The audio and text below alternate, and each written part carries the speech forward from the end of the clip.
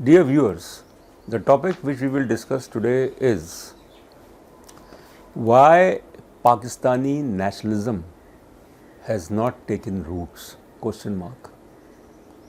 Why is it so that despite 73 years of the emergence of Pakistan,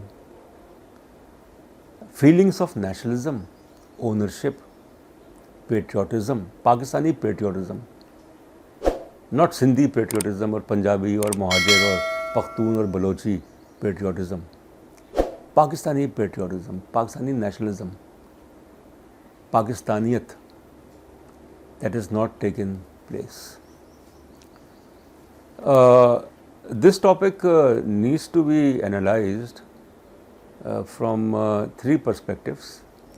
The first is historical, that the legacy of 1971, that how Pakistan disintegrated,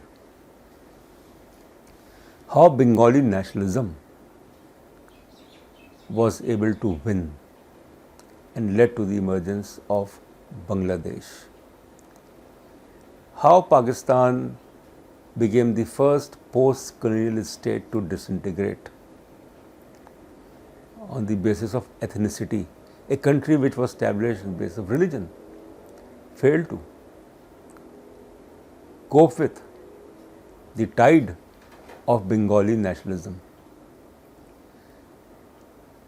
So this is something, the legacy of 1971, that Pakistan has not been able to cope with. Although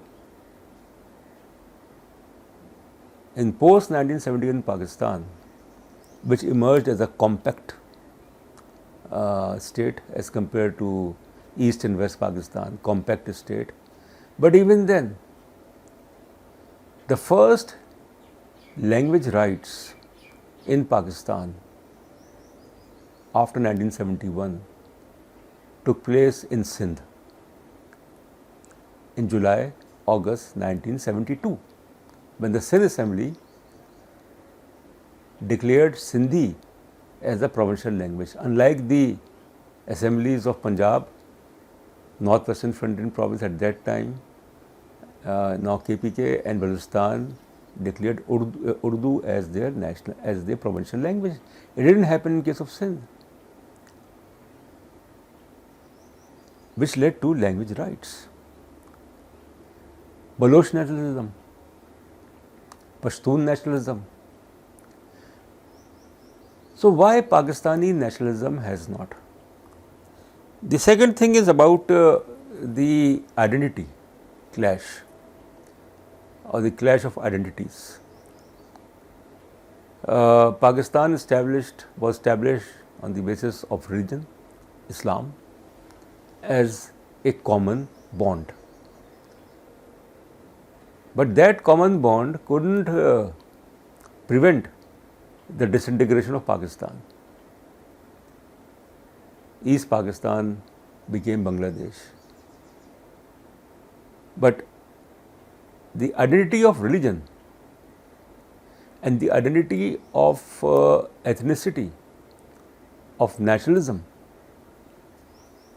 that one community which was not, in the process, or which was not involved, like ethnicity and things like that. Rather, there are two communities in Pakistan, two communities historically speaking.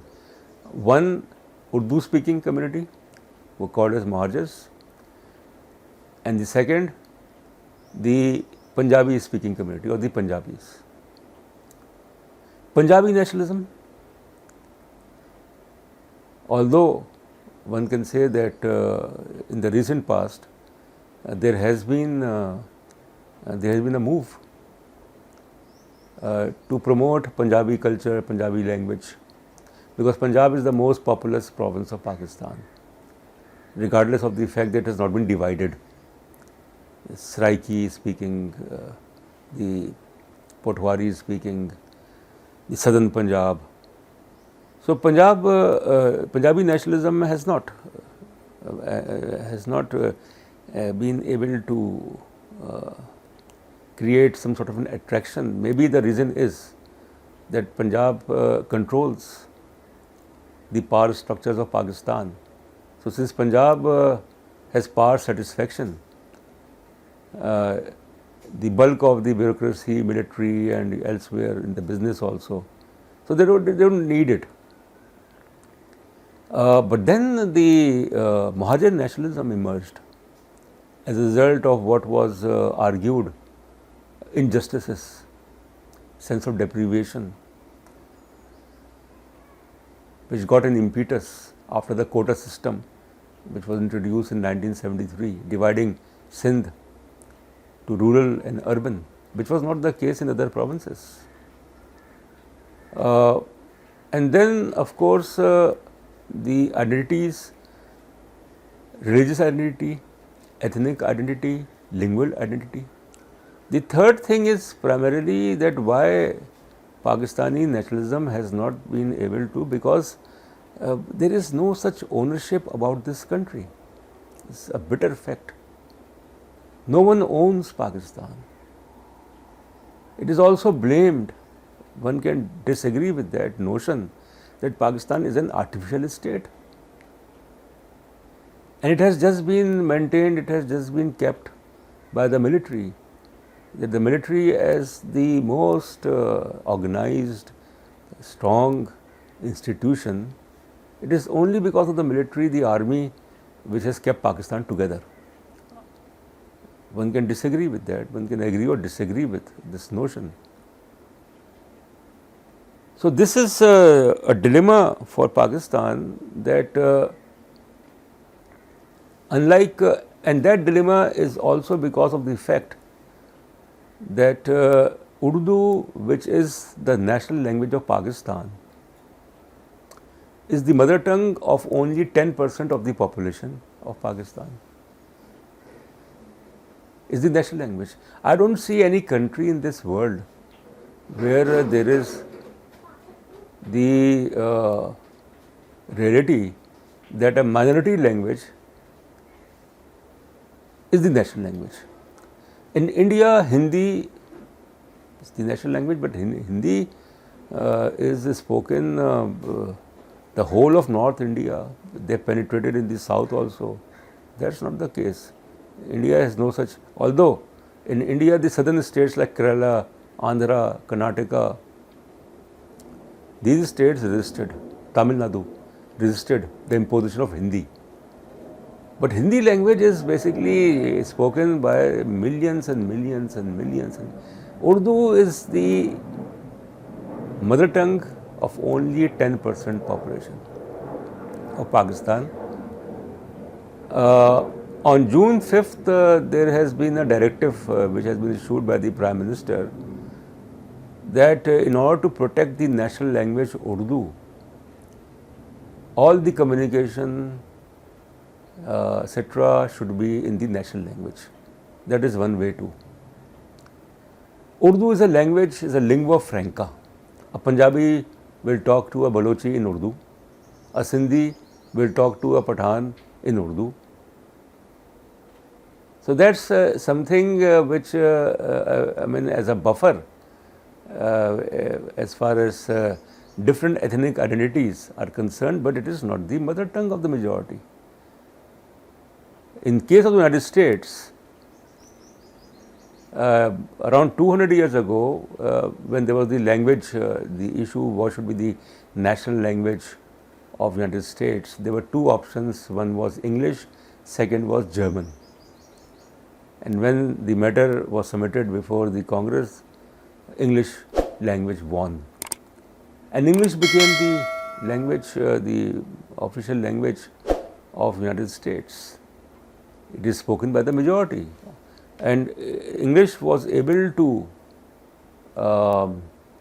make sure that the Spanish speaking, the German speaking, the Italian speaking, and others who migrated to the US must be assimilated into the culture and the language, which as a united bond, as a common bond, which is not the case in Pakistan. So nationalism only takes place when there is commitment, when the state itself is clear about as far as promoting national culture. But what is the national culture of Pakistan? Because the thing is basically that the Punjabi culture is unacceptable to a Sindhi culture, or a Baloch culture, or a Pashtun culture is unacceptable to a Sindhi culture. So that is something, but it also gives an opportunity to Pakistan to basically seriously work on policies which can promote national identity and nationalism. It also comes when there is a threat, like 1965 war. The whole nation was united. But 1971 war was a fiasco. Pakistani nation also unites when there are critical national tragedies or issues, like the earthquake of October 2005, the floods, or when there was the 2 years ago in 2019 February, the Pulwama attack incident. But then, external threat also unites people. The problem is basically that when I emphasize on the lack of ownership, those who matter in Pakistan, the elites of Pakistan, they are not interested. Policies are not formulated in order to make sure that their future, the present and their future is in Pakistan. Everyone wants to migrate. Everyone wants to have, an escape from this country. Therefore, you don't see, as far as nationalistic feelings are concerned. Like the Soviet Union, Soviet nationalism, no. They failed to create a Soviet mind, although despite the racial polarization in the US, they've been able to create an American mind. We have not been able to create a Pakistani mind. And the Soviet Union, the country was united by the Russians in the garb of communism. Pakistan is united, is alleged, it is united the garb of religion, and it is the vested interest of the majority of the population which is from Punjab. So it is Punjab which has a stake in Pakistan because it controls the whole of Pakistan. That is one perception. How Pakistani nationalism can be promoted? It cannot be promoted through rhetoric and through various artificial type of policies. It has to be done with a system, introducing a system based on justice, welfare, feelings of ethnicity, language pluralization, and nationalism, regionalism. They get an impetus when there is economic sense of deprivation or injustices, which was the case in the then East Pakistan. The same issues are raised. Sindh card is used. The government of Sindh blames the government of Punjab as far as the water thing is concerned. It is stealing the water of Sindh. So one has to move beyond such issues and genuinely promote governance, justice system, welfare system, and the fact that only Islam cannot unite. there has to be social justice. Thank you very much.